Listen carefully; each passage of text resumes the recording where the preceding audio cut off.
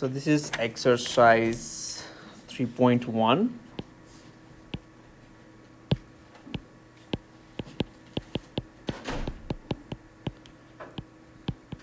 And let me do number 35.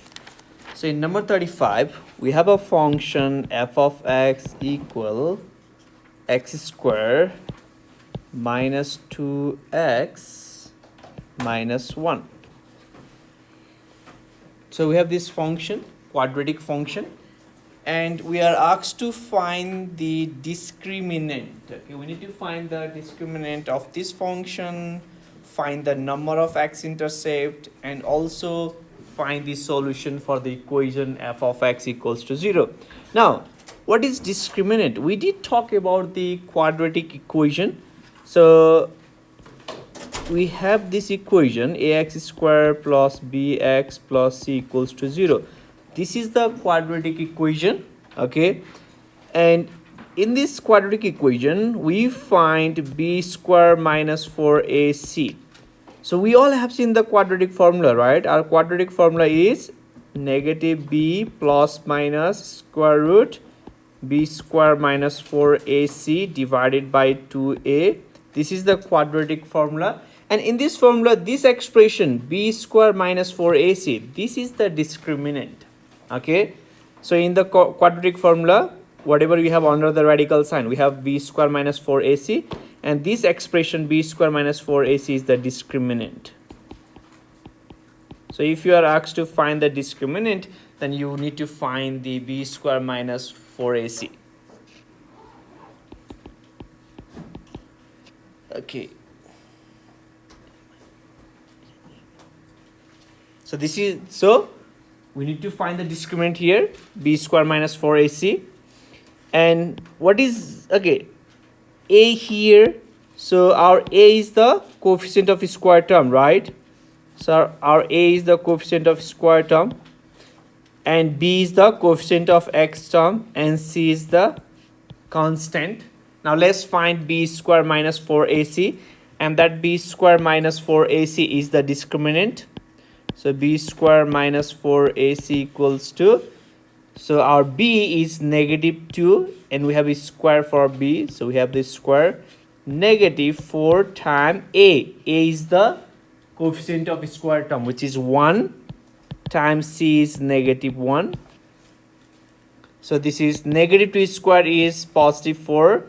Negative 4 times 1 times negative 1, that is positive 4. And this is equals to 8. Now, if your discriminant b square minus 4ac equals to 0, we have one solution, okay? One solution. If b square minus 4ac is greater than 0, we get two solution. And if b square minus 4ac is less than 0, so one real solution, okay, let me just add real here, and two real solution. And if b square minus 4ac is less than 0, then no real solution. It means the solution is complex number, okay?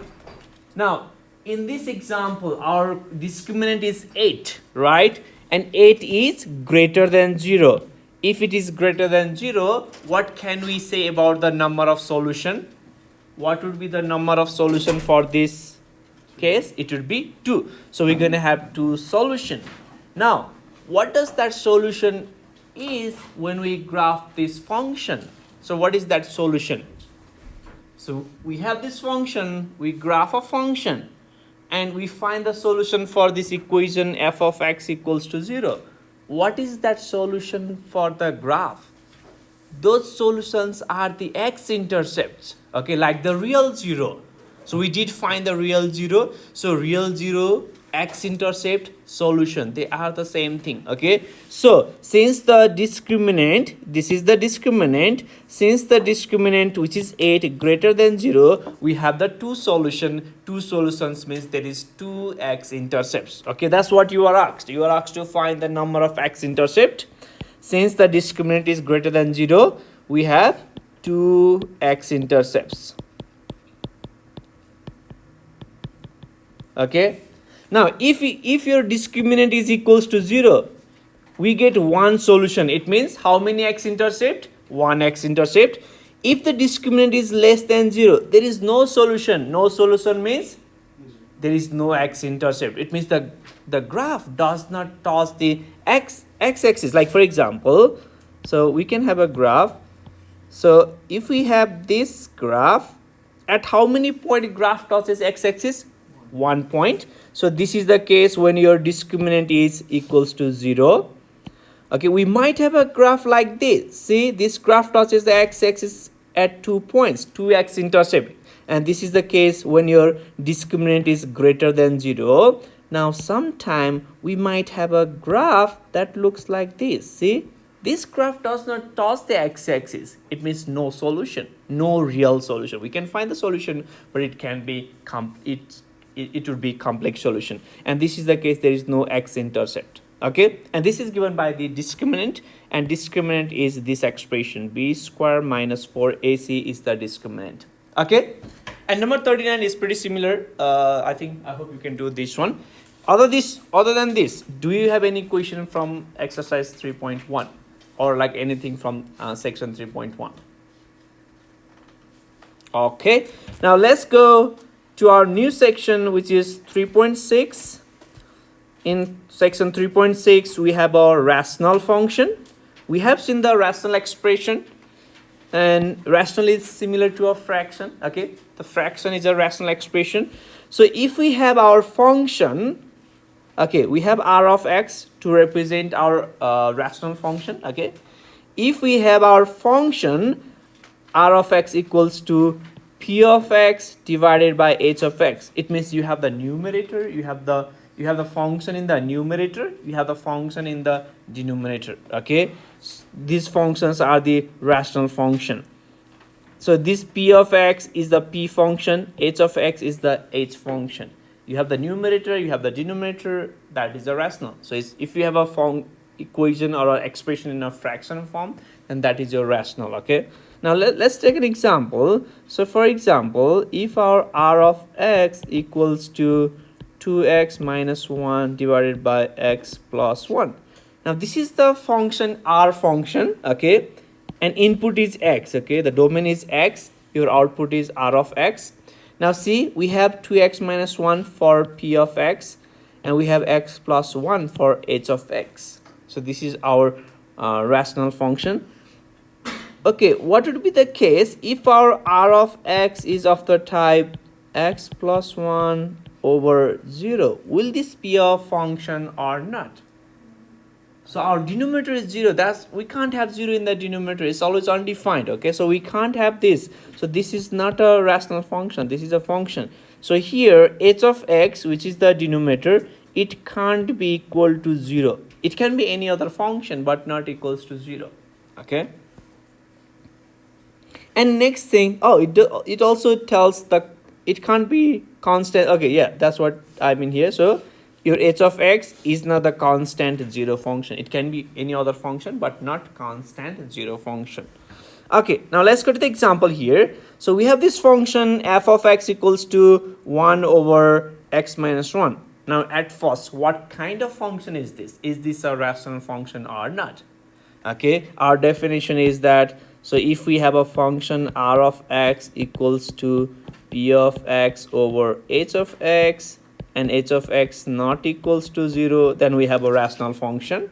And if we compare, for r we have f, it's just the name. Okay, r is just the name, so it's not that you always need to have r, the name can be anything. So we have our p of x equals to 1 and h of x equals to x minus 1, which is not equals to 0. So this is our rational function, and the very first thing is we need to find the domain of this function f. Now what does it mean by finding a domain? So you are asked to find the domain for this function. The very first thing is that, so finding domain means we are finding the value of x, right? We are finding the inputs. We are making list of every inputs that give us real output. Okay, now here x represents the input. Now the very first thing is that is every real number or input for this function? No. Okay, now for what number this function, for what number the function is undefined? 1, right? So what happens if x is equals to 1? So if our x is equals to 1, we get undefined. So when you choose x equals to 1, f of 1 is 1 over 1 minus 1, which is 1 over 0, and our output is undefined. And if you have the input 1 and that gives your output undefined, then your input is not a domain. But what about other number? Can we choose any other real number as a domain? We can choose. Okay, so it doesn't matter what number you choose for x other than 1, like a fraction, decimal, square root number, it doesn't matter. We always get a real output, but when we choose 1, we don't get the real output. So every real number other than 1 is the domain. So let's write that in an interval notation. So we have this real number from negative infinity to positive infinity. We have 1 which is not a domain. So if this is not a domain, we have to exclude it, right? So every number less than positive 1 and every number greater than 1 is the domain. So the interval notation is from negative infinity to 1, 1 to positive infinity. We are not including. Okay, so we have a open circle, so we have this parenthesis here. See, we are not including. So our domain is negative infinity to 1 union 1 to positive infinity. Okay, every real number other than 1 is the domain for this function. Okay, the next here it tells us to make a table of values of x and f of x, include the values of x that are near 1 as well as larger values of x. Okay, now let's make a table for x and f of x. So in number B, let's make a table. So we can choose x, okay, and we can also find the f of x. Now, so for this function, let me write down my function. F of x is 1 over x minus 1. So for x, we can choose any number other than 1, okay? Now, so here, so now let's start from small. Okay, now what happens when x is, okay, let's find what is x. Let's find output when our input is negative 100. Do we get a big number or a small number? So we substitute 100 for x, right? So we have 1 over 100 minus 1, that is 1 over 99. And so we have 1 over, we have a negative 100. So we have 1 over negative 101. And when we divide 1 by negative 101, we get negative 0.009901. We get the very small number, right? It does tell us to choose the large number as well as the very small number. Okay, next let's choose negative 10. If our x is negative 10, then we have 1 over negative 11, and that is equals to negative 0.0909. Okay, now let's choose x equals to 0. If x is equals to 0, our f of x is negative 1, right?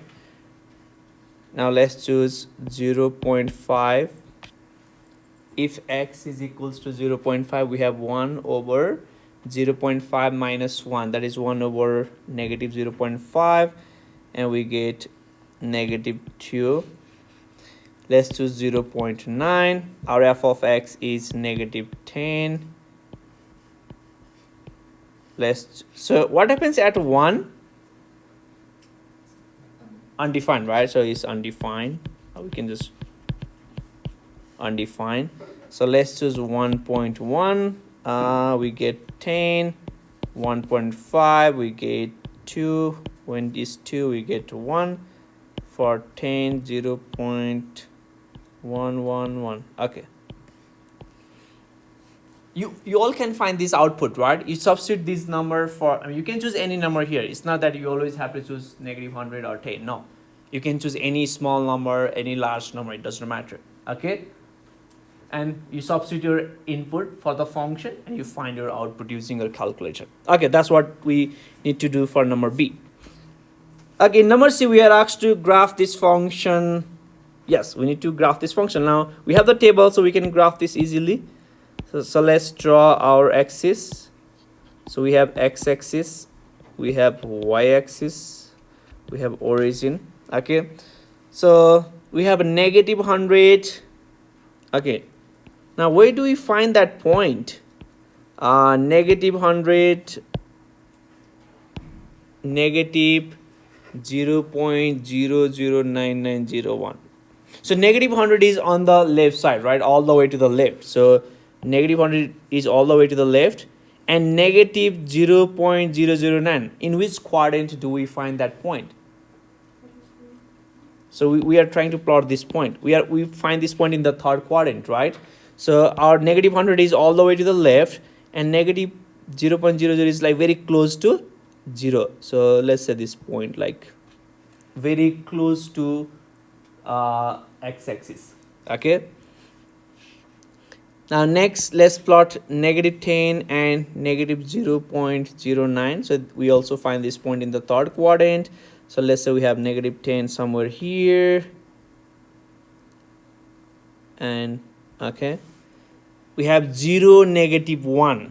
So 0, -1 is, where do we find 0, -1? 0, -1 is the y-intercept, right? So our x is 0 and y is -1. So this is 0, -1. So 0.5, -2 here, right? So let's say this is 1 here. 0.9, -10. We find that in the fourth quadrant.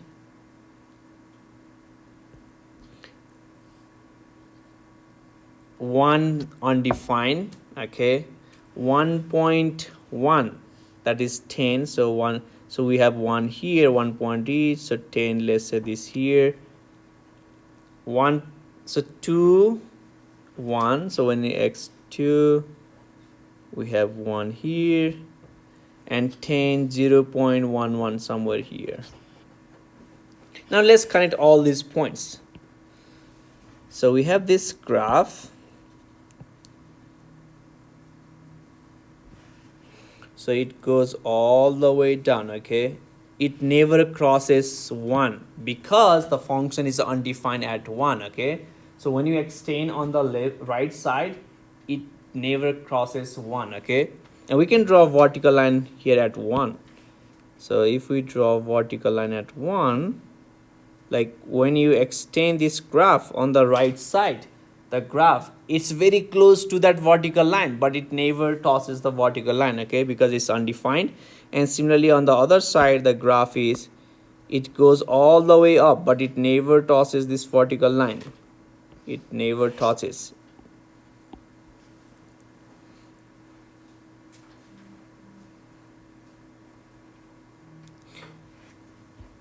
Now here, if we have this graph, what can we say about this 1? So our 1 is this point. So forget about the function. So, but you only have this graph.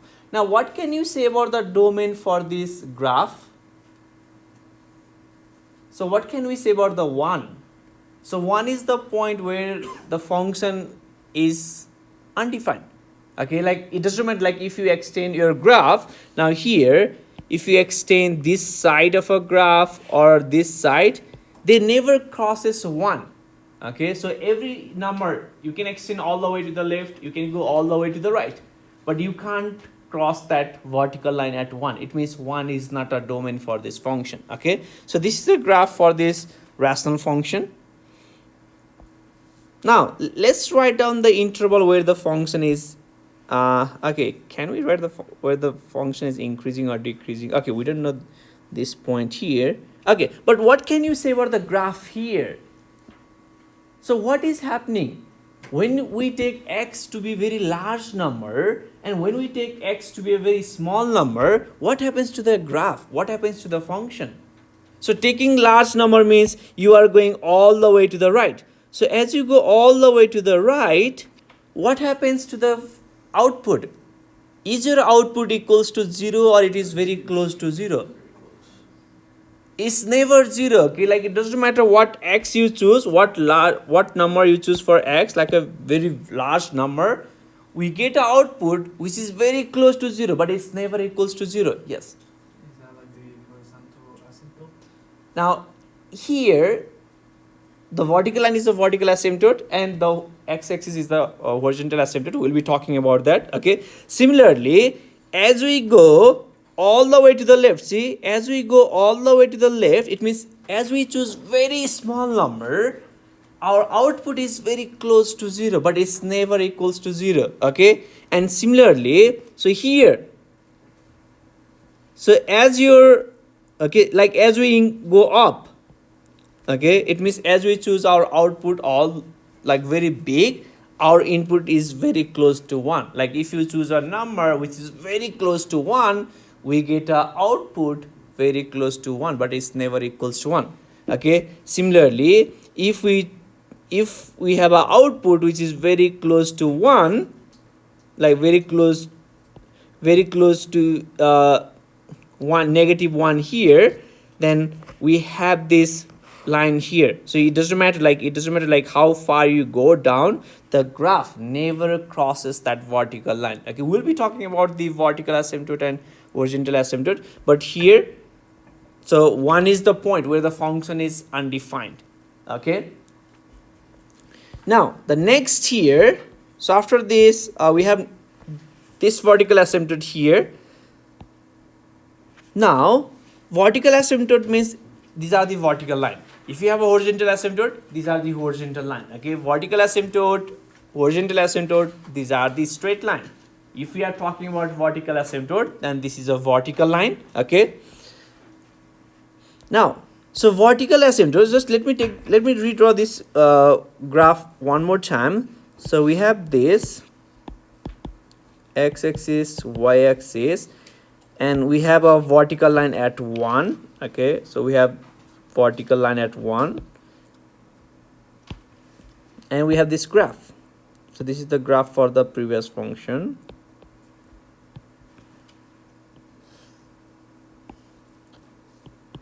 Now here, as we take, okay, now as our x is the input, right, as our input is close to a big large number, it means as our x approaches a large number, what happens to our f of x?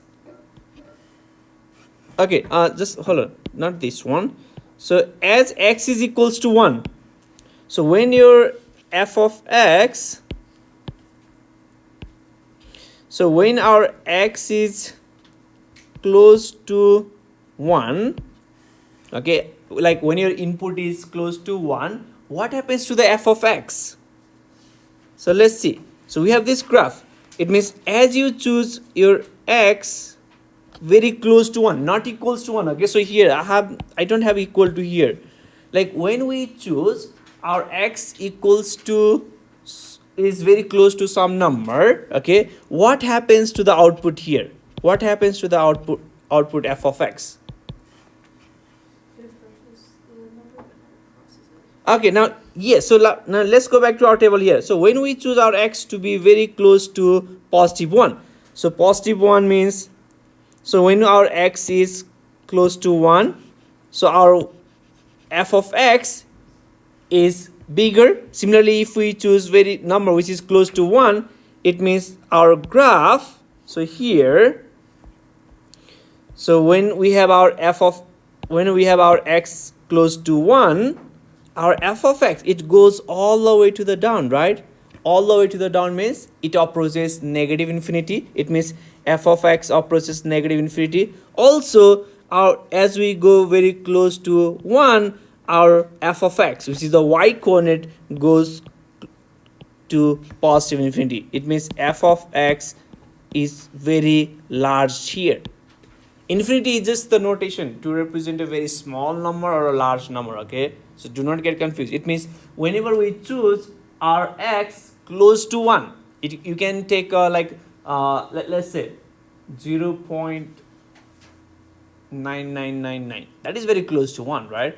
So when we have that number, we get a number, very big number here. So it means your function goes all the way to the down. It means negative infinity, okay? Similarly, your f of x approaches to positive infinity. If this is the case, then we consider x equals to 1. Then we consider this vertical line x equals to 1 is a vertical line as a vertical asymptote, okay? So vertical asymptote is a vertical line. That's okay, it's a line, it's a vertical line. And whenever your input is close to that line, whenever your input is close to that line, your f of x, your output is very large or very small. That is the vertical asymptote. Similarly, so if we have something like, so let's say we have a graph here.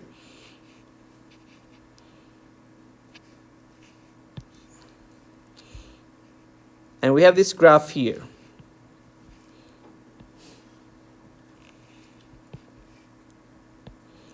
So let's say this is -2. Now, this is your x axis, this is your y axis. Okay, now here, as we choose our x very close to -2, okay, as we choose our x very close to -2, somewhere here, the output is all the way to the negative infinity, okay, and this line is the vertical asymptote. It means x equals to -2 is the vertical asymptote, okay. We are looking for the vertical line where the function is undefined. Those are the vertical asymptote. That's the easiest way to know.